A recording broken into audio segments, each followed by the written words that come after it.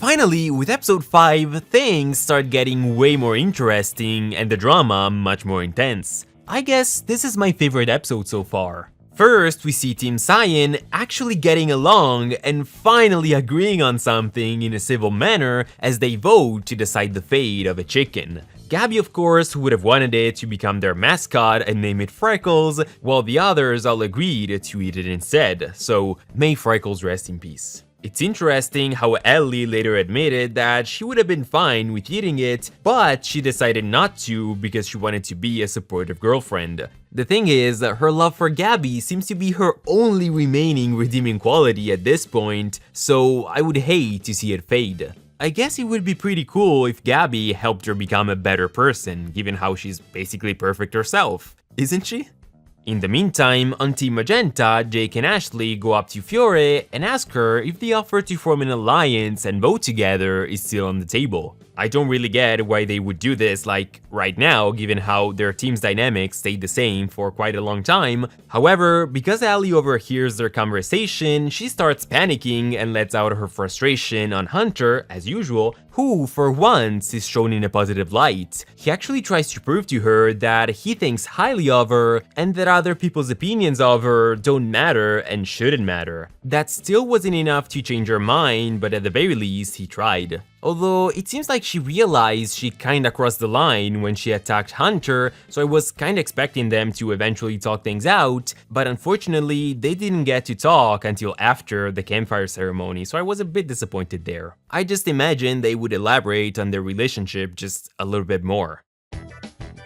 We're then told in a confessional that it was, in fact, Rhea who voted for Yul last episode, apparently because she enjoys seeing the guy lose his cool, and damn it, I was so convinced this was Gret's handwriting, so I don't know, maybe the handwritings aren't as consistent as I thought, but at least Gret would have had a valid reason for voting for him. Rhea is just messing with him, like, stop it, get some help.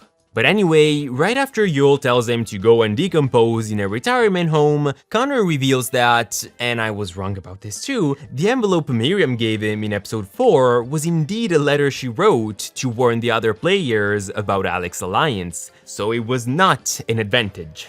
You see what I mean when I say that I'm bad at predictions, don't you? And to think, I even said it, yeah, Miriam could be writing a letter, but where would she get a pen and piece of paper to write it? Well, guess what? The elimination ceremony place, for instance, that kinda made sense. That would have been a great place for her to find a pen. Or, I don't know, she might have had one in her pocket or something, I don't know. So what Connor does is to go deliver these notes to teams Magenta and Cyan, letting them in on the Villains Alliance. And of course, both Ellie and Fiore had no choice but to lie and deny it all. And while Ellie presented a convincing argument, bringing up the trick Miriam pulled on them just 2 episodes ago, Fiore simply decided to call the old lady senile and leave it at that. I admit I was super proud to see Jake defending Miriam for once, and also not to see him wallow in sorrow once he learns about her elimination. He wasn't actually sorry for himself, but rather sorry for Miriam, who would have wanted to stay and play much longer. He's a good kid. In all this though, Ellie decided to keep the alliance a secret from Gabby, and Gabby's so gonna have her heart crushed learning Ellie kept this from her, and I fear this might even lead to the two of them breaking up.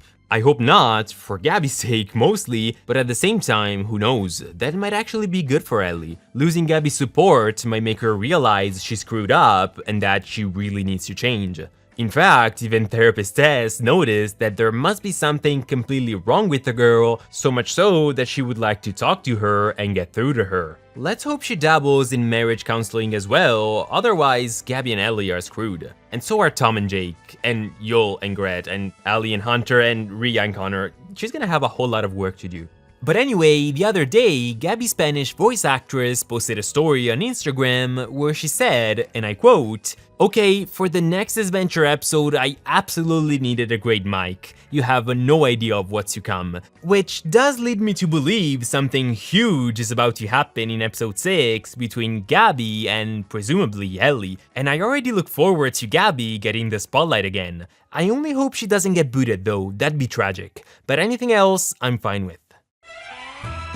For the day's challenge, the campers will have to compete in a triathlon, racing with mountain bikes first, then jumping off the cliff and swimming to the beach, and finally running to the finish line. Before the game begins though, Tom decides he wants to find out whether Miriam's letter was legit or not because he so desperately wants to expose Ellie's lies. He was like, "Police Academy powers, activate!" But he didn't do anything yet, so let's hope he finally gets involved in another story that doesn't only revolve around Jake, and that he actually does put his skills to good use for once. That's something they could focus on a bit more in my opinion. Tom is a powerhouse in physical challenges, but he never actually uses his training as a spy or as a cop specifically. I'd like to see him strategize a bit and exploit his enemies' weaknesses instead of only using brute force the entire time. He can't even sneak out of a tent without being noticed. And to think Connor and maybe even Joel did it just fine, so what did he need the spy training for? Also, in this episode, Aiden finally notices that Jake has been glaring at him and Tom as if he was trying to set them on fire, so he suggests that Tom should go talk to him and work things out. So let's see if he's actually gonna do that, or if Tom is gonna keep avoiding him. Then, I feel like there haven't been that many interactions between Gen 1 and Gen 2 campers on Team Magenta so far, so I was pretty happy to see Jake and Hunter chat a little bit and see Ashley and Allie do the same later on. These guys never got a chance to have a one-on-one conversation with one another before. It's weird that they haven't interacted much despite being on the same team. I was also very pleased to see Hunter and Tess talk about Allie and her issues with hate comments, and it seems like Tess is planning to confront her and have a therapy session with her as well. So like, at this point, may I get an appointment with therapist Tess as well? I know she already has plenty of patients, but if she has an opening, I'd like to see her. Thanks.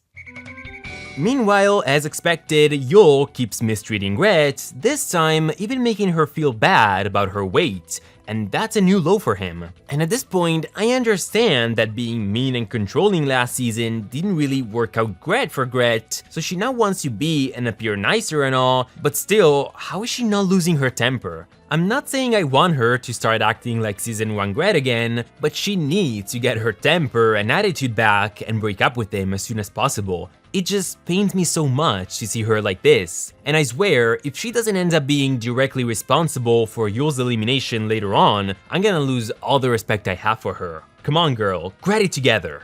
Gret it together. Moving on. In the end, because she desperately wanted to win the reward, Rhea decides not to help Fiore despite their alliance and ends up winning the challenge for Team Yellow. Minutes later, thanks to her insane amount of energy, Gabby comes in second, granting her team immunity as well and costing the challenge to Fiore and Team Magenta. And by the way, seeing the girl panicking when things didn't go her way was just priceless. Bruh, what's even the point of this stupid alliance then? Shit! It's a bit frustrating though to see her struggle so much in physical challenges, so I really hope her being little is gonna be of use someday. I so want her to win a challenge for her team and prove her worth.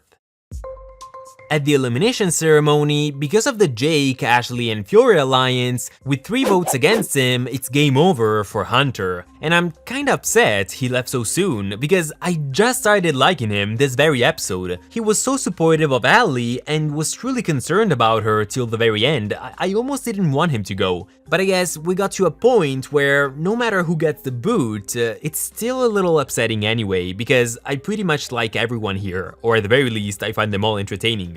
Also, this elimination left me a bit confused because I always imagined Hunter, Allie, and Tess would have gotten a chance to confront one another all together as a trio before they sent any one of them home. And at the same time, I didn't even think they would eliminate Hunter like this while his relationship is still falling apart. It feels like his story isn't really over yet. He didn't have proper closure. So this makes me wonder, what if he came back later in the game? After all, a few weeks ago, one of you guys told me about a tweet from Jared where he confirmed that the season will both have a comeback episode and a Loser's Motel episode. So this means we will definitely see someone return, and I guess it would be cool if it was Hunter. And of course, I'm super curious about the Loser's Motel episode as well. That one's gonna be pretty awesome.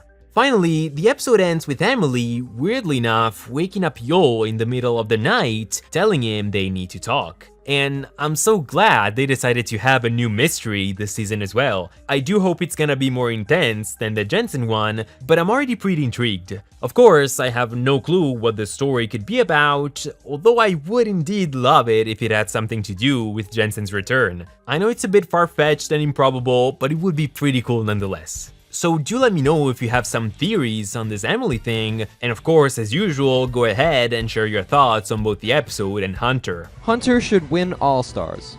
Haha, I really appreciate that, even if it's, you know, a bit late. As always, thanks so much for watching, and I'll see you guys next time. Ciao!